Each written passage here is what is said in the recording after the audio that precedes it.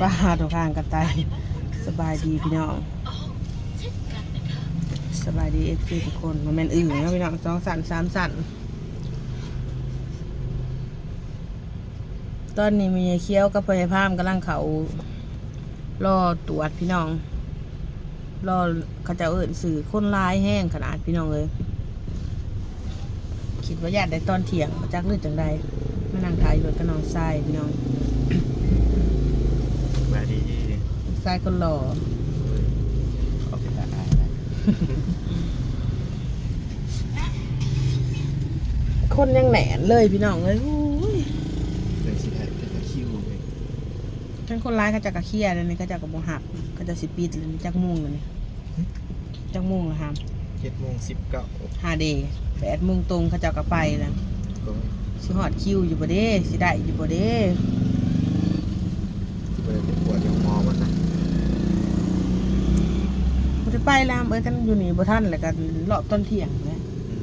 ไม่เชื่อเราจะท่าอ่านตารอบเที่ยงบ่ได้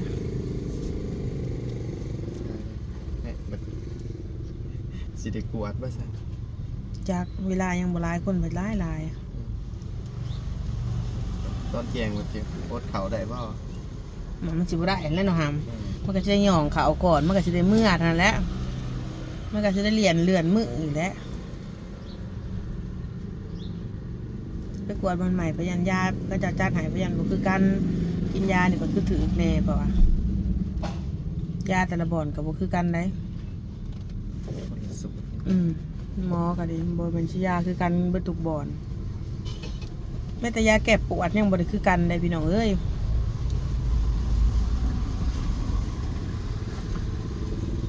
มีที่อาหารขายโทรศัพท์ในตลาดต้นนี้ก็ มีเอาไปหลอก เลาะแหละ ไปหลอกเองเหมือนเลยเขา จาก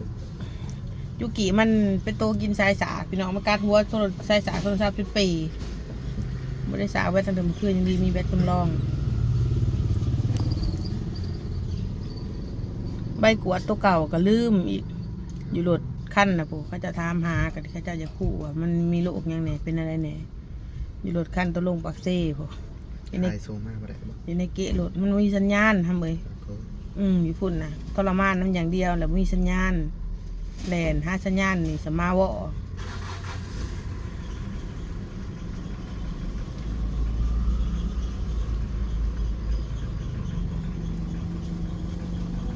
กวดมือนี่ก็ขอให้เจอเรื่องดีๆนะพี่น้องมันจังสิ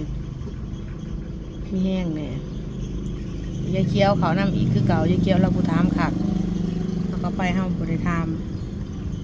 ถามกันบอกขัดกับเรา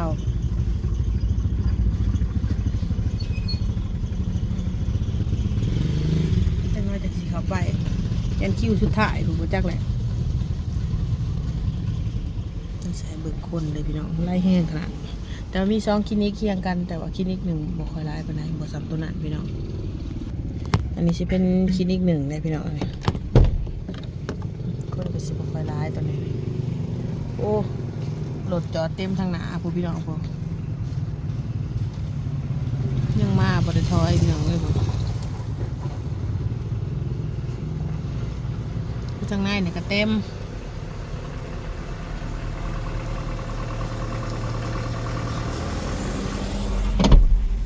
เขาไปนี่ก็สิเป็นตลาดพี่น้องตลาดแกงกอกเมืองจำพรเลยนะครับแม่นบอกแม่นแล้วเฮ้ยเมืองจำพรแล้วอยู่นี่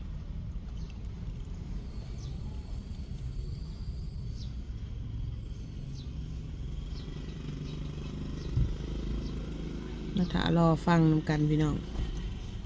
ว่าเพิ่นสิว่าจังได๋แหน่ถ้าสิถามยายเขียวพี่น้องเอ้ยเมื่อยซาเบิ่งในตาเมื่อยแล้วไข้แล้วพี่น้องย่างก็ย่างแต่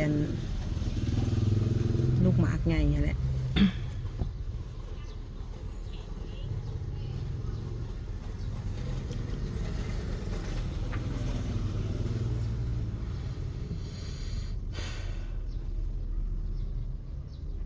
ที่ไปซื้อเครื่องใส่ในทำบัดเมื่อนี่ ปักซอง ปักซองบ่เลยครับปักซองเลยบ่นี่ เขาปักซองเลยเครื่องมาแล้วรู้สึกว่านะ เมื่อวานนี้มาซื้อแล้ว เ บ่ซื้อสุดก่อนแล้วเต็มรถอัน มื้ นี้ อ บ่ได้เบี้ยตอนกี้ สิมาเอายังไหนมื้อนี้ ส่วนใหญ่มีแต่อยากไปเอาเบียร์กับเครื่อง4-5อย่างนั่นแหละ อืมรอเบิ่งผลกวดนำกันเด้อพี่น้องผลกวดออกมาสิเป็นยังไง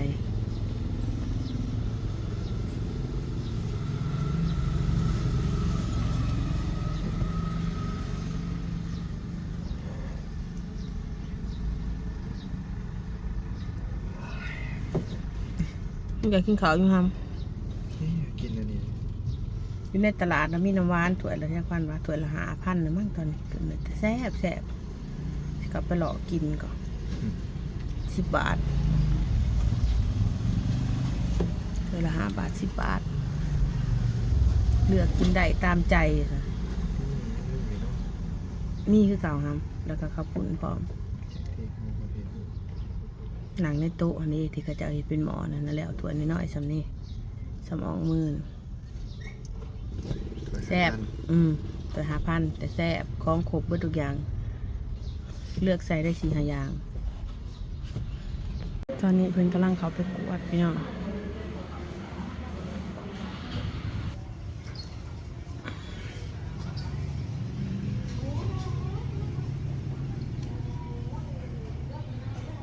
ใหญ่เคี้ยวออกมาแล้วเป็นจะได้ไม่ใหญ่เฝ้าให้พี่น้องฟังดู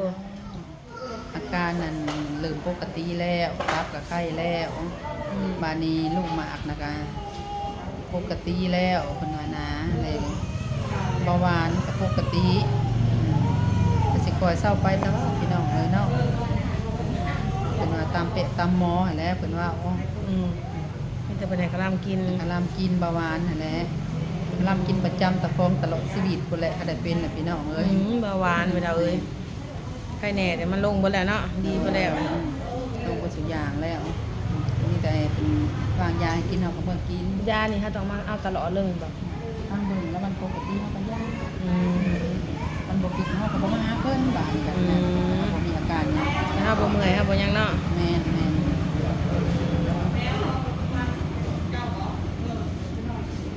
เราหลับยาพี่น้อง บาดนี้ก่อนเรายาสิก่อนพี่น้อง จะสิเขาอยู่ในตลาดก็800,000คือเก่าพี่น้องแต่ว่ายาหน่อยลงเนาะยาหน่อยลงพี่น้องเพราะว่ายังกลัวแต่ต้มลูกหมาเพิ่นนั่นแหละเจ้าบอกฮะ800,000 อ้าวยังเปิดเทปเราอยู่ แต่ว่ายาหน่อยลงก็เจ้ากลัวแต่ต้มลูกหมากว่านี้ มายังกลับมาเลยปกติแล้ว เศร้าแล้วมีแต่คาร่ำหวานน่ะที่1เลยที่จะกินได้ เรื่องเบาหวานเจ้าอันนั้นน่ะบ่กะลาหวานจะเป็นเบาหวานเนาะ หวานน่ะคาร่ำที่1เลยหวานไข่แหน่พี่น้องเลยในหูแบบสี่ก็มีแห้งยาวๆพี่น้อง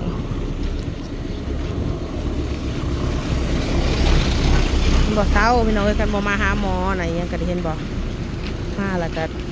ขู่โลขู่ไผ่แล้วก็มีแห้ง เดี๋ยวก็แค่เราอยู่ เขาจะให้กินหน่อยเด้อกินตลอดเสาร์เท่าเดียวกินข้าวแล้วกินตลอดเสาร์เท่าเดียวแบบนี้ยาเม็ดพวกต่อมลูกหมาเจ้า เจ้า เนี่ย ผ่าลุงนั่งผ่านี่เด้อเอาสิไปซื้อนั่นอยู่ในกิน นานยาก็บ่ได้คือเก่าเลยได้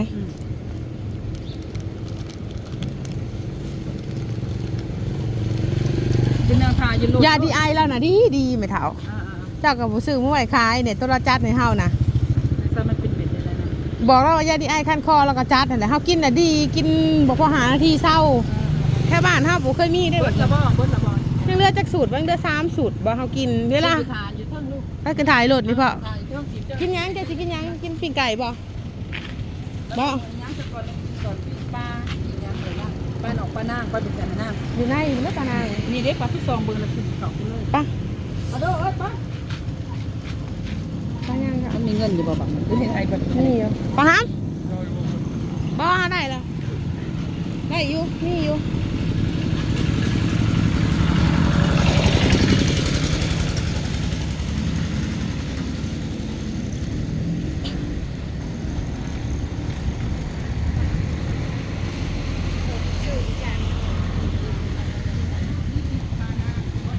อยู่ในเพิ่นได้ไปเท่า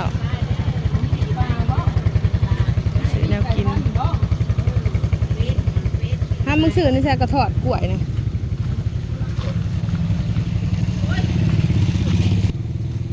ห่วงแห้งดิพี่น้องเลย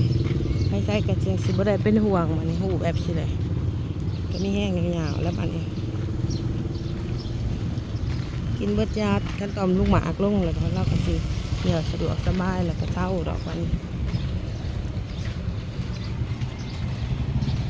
หูแบบสี่ก็มีแห้งโยด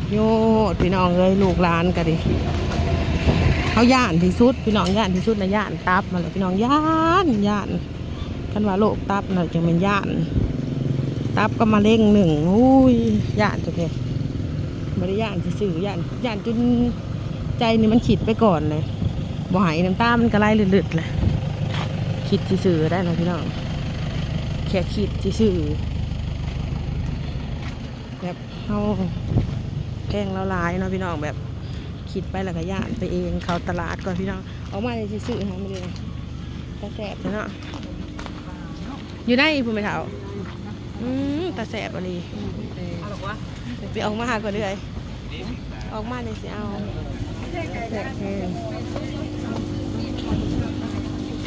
พี่น้องเอ้ยอีพี่หนาเลาะตลาดมันชิ้นยาวโพด